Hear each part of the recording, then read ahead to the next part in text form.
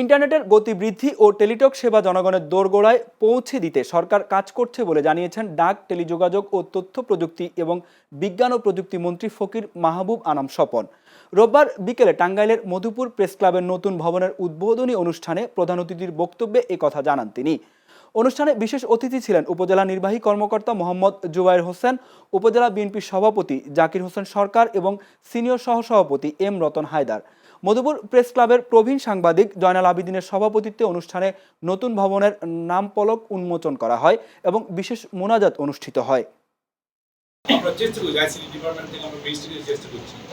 আর টেলিটকের আসলে টেলিটক তো আমরা পিছিয়ে আছি, ইনভেস্টমেন্ট দরকার। মানে যারা প্রাইভেট কোম্পানি তারা যেভাবে ইনভেস্টমেন্ট করতে পারে, আমরা টেলিটকে যারা আছি সরকার এত টাকা ইনভেস্টমেন্ট করতে পারছি না আমরা।